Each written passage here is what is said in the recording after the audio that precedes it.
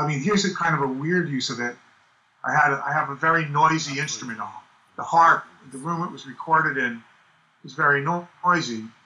So what I did was I made it so that the high frequencies, which is where all the noise is, rolls off faster than the rest of the sound of the harp.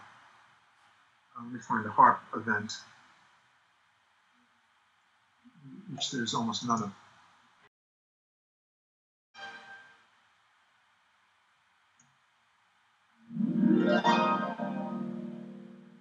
See, so as the noise kind of like where you would hear it, I'm just sort of saying, goodbye noise, you know.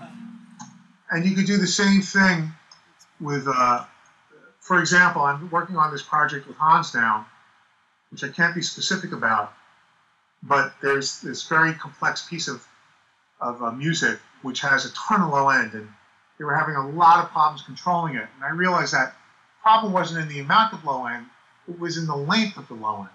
Like some of the elements had low end that was lasting longer than it needed to.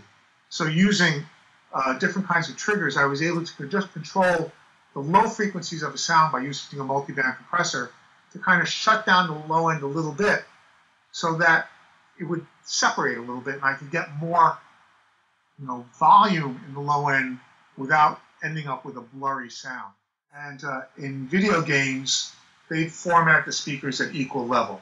So if the front speakers are set up at, say, 85 dB, then the surround speakers are also set up at 85 dB.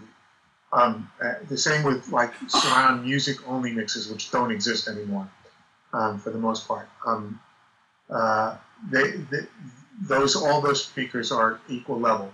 But the big difference with surround is that. And also with surround, with video games, the producers tend to want you to use the surrounds more than the organic way that you use the surrounds in the film mix. So I tend to be a little bit more playful with the surrounds. I tend to be a little bit more risky with the surrounds. I put more kind of primary material. Sometimes I'll even put a percussion instrument in the surrounds, something like that, because for the game player, you know, he's playing in his house, they wanted to have a little bit more interest, you know, to do it. It's not as much a theatrical kind of experience as it is, you know, either it's a headphone experience or it's a small kind of home speaker setup experience.